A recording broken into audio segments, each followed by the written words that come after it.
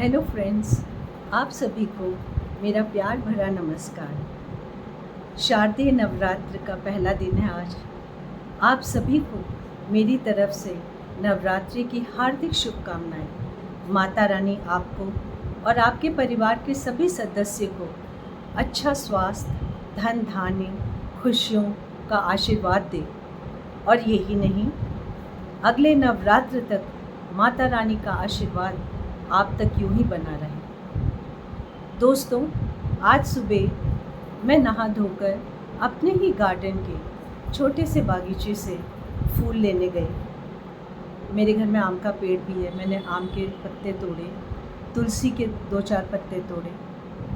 पूजा करने के लिए घर के अंदर घुसने ही वाली थी कि हमारे पड़ोस की एक वृद्ध महिला, जो कि मैं मिसेज़ अरोड़ा के नाम से संबोधित करूँगी, मैं उनका असली नाम यहाँ नहीं बताऊंगी, वे करीब 76 साल की हैं, मेरे गेट पे आई और बोली, संगीता प्लीज़ मुझे वो पीले वाले भी 5 फूल दोगी? मैंने कहा हाँ आंटी, क्यों नहीं, ज़रूर दूंगी, आपको जितने फूल चाहिए आप ले जाइए। अच्छा बेटा, फूल तोड़ते तोड़ते उन्होंने मुझसे कहा, बेटा तुमने व्रत रखा है?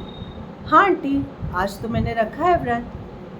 अच्छा, डॉक्टर लोग भी व्रत रखते हैं? हाँ क्यों नहीं आंटी, डॉक्टर भी इंसान होते हैं और इसमें डॉक्टर की क्या बात है। हमारी मम्मी रहती थी तब भी व्रत रखते थे, आज मेरी माँ नहीं है तब भी मैं व्रत रखती हूँ, और ये हमने बचपन से देखा उन्हें व्रत करते हुए।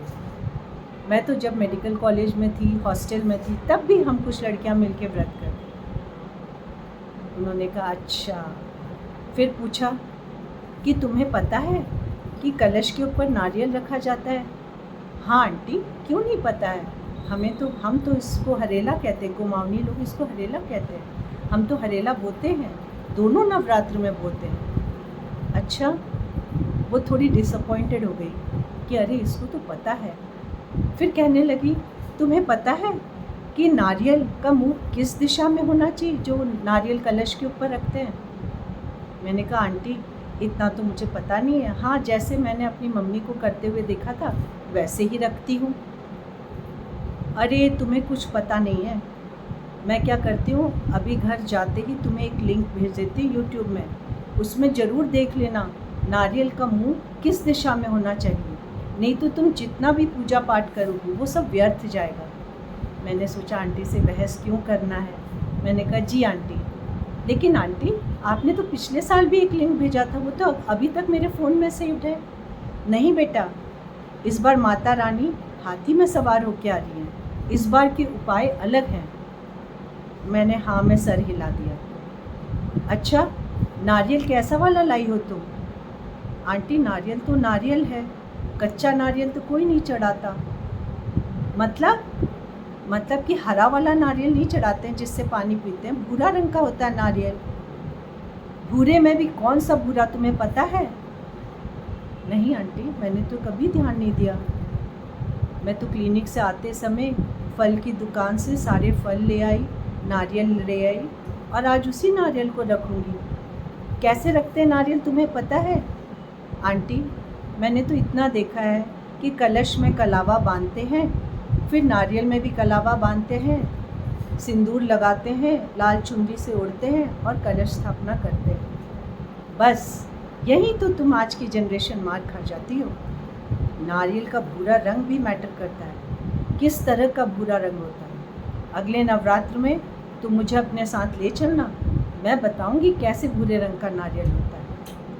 इतना कह के आंटी चली गई। दोस्तों, मैं बस तब से आज यही सोचने में हूँ, पूजा पाठ मैंने सब कर लिया, इस वक्त शाम का समय है, शाम की पूजा भी हो गई। मैं यही सोचने में हूँ कि ये YouTube देख देख कर पुराने ज़माने के भी लोग कितने भ्रमित हो जाते हैं। आप अगर YouTube खोलोगे, जितने तरह के लोग नवरात्र के बारे में बता रहे हैं, आपको उतने ही अलग अलग तरीके के नारियल रखने के उपाय, दिया जलाने के उपाय, दिया में क्या डालना है, कोई कहता है इलायची डालना है, कोई कहता है दालचीनी डालना है, कोई कहता है लौंग डालना है, कोई कहता है सुपारी काट के डालना है, यहाँ तक कि लोगों को किस प्रकार देवी को हाथ जोड़ना है, किस प्रकार प्रणाम करना, वो भी सिखाया जा रहा है। दोस्तों, नाम तो मैं नहीं लेना चाहूँगी, लेकिन आप जानते हो कि हमारे देश के एक बहुत बड़े उद्योगपति का पूजा करते हुए एक वीडियो वायरल हो रहा है, जिसमें वो सार्वजनिक पूजा स्थल में यूँ पूजा कर रहे हैं, ऐसे ऐसे ऐसे ऐसे करके पूजा कर रहे हैं। तो अब सबने सोच लिया है कि हम देवी माँ को जब पूजा करें तो ऐसे ऐसे ऐसे ऐसे ही करें, और कुछ तो इस ऐसे ऐसे करने का लॉजिक भी बता रहे हैं। मैं तो इस बात से सहमत नहीं हूँ। आप ऐसे ऐसे करो, ऐसे करो, ऐसे करो, जो करो आपके मन में श्रद्धा होनी चाहिए। क्या पता उस उद्योगपति जी के मन में श्रद्धा होगी, उनका कुछ अपना विचार होगा, ये उनका तरीका होगा करने के लिए, पर हम किसी का तरीका कॉपी नहीं कर सकते, है ना। अफसोस की बात है कि इतने तरीके के उपाय बताए जा रहे हैं नवरात्र में पूजा करने के लिए, लेकिन किसी ने भी एक बात नहीं कही, जो सबसे बड़ी बात मेरे विचार में है कि मन में श्रद्धा होनी चाहिए, भरपूर श्रद्धा। आप एक दीपक जलाएं, 2 दीपक जलाएं, धूप जलाएं, देवी के सामने कैसे भी प्रणाम करें, आपके मन में पूरी श्रद्धा होनी चाहिए, विश्वास होना चाहिए उनके ऊपर, पूरा विश्वास, दिखावे वाला नहीं, कि आप जो पूजा कर रहे हो बिल्कुल श्रद्धा से कर रहे हो। एंड बिलीव मी, मैंने ये किया है, अपने घर में भी देखा है, और मेरे को दुर्गा कवच मुँह ज़बानी याद है, क्योंकि हम बचपन से बोलते आ रहे हैं। और देवी माँ पर आपकी अटूट श्रद्धा होगी तो आप ये देखना कि आपके जो भी काम होंगे, देर सवेर जैसे भी होंगे, वो बन जाते हैं। ऐसा हो ही नहीं सकता कि ना बने। देवी माँ आपको आशीर्वाद ज़रूर देती है, पर वो ये ज़रूर देखती है कि आपके मन में श्रद्धा कितनी है, आप कितना दूसरों की मदद करते हैं। जितना अपनी सामर्थ्य हो उतनी ही मदद करिए, टाइम से मदद करिए, पैसों से मदद करिए। बेज़ुबान जानवरों को आप कैसे ट्रीट करते हो, ये सब देवी माँ देखती है। क्या आप मुझे बताइए, एक गरीब है, उसके पास खाने को पैसे नहीं है, उसके पास 2 धूप बत्ती खरीदने के पैसे हैं, उसने धूप बत्ती जलाई, एक देवी माँ की मूर्ति के सामने लगा दी, और सिर्फ यूं ही हाथ जोड़ के कहा कि हे माँ, मेरे परिवार में अपना आशीर्वाद बनाए रखिए। तो क्या उसकी पूजा सफल नहीं होगी? ज़रूर होगी। अगर उसने मन में श्रद्धा है और उसने श्रद्धापूर्वक हाथ जोड़े, ज़रूर होगी।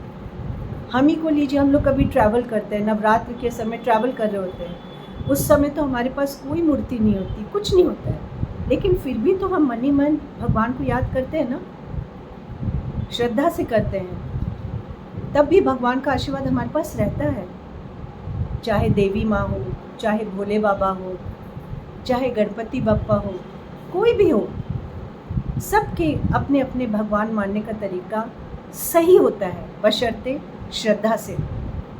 और जो हमने अपने घरों में रीति रिवाज देखा है, हम वही फॉलो करते हैं, करना भी चाहिए, क्योंकि हमने बरसों से पैदा होते ही जो आँख खुला और जब होश संभाला, तो जो हमने देखा हम वही करते आ रहे हैं। आज अचानक से YouTube में कोई नया तरीका आ गया तो देवी माँ हमको कुछ अलग से थोड़ी आशीर्वाद देंगी।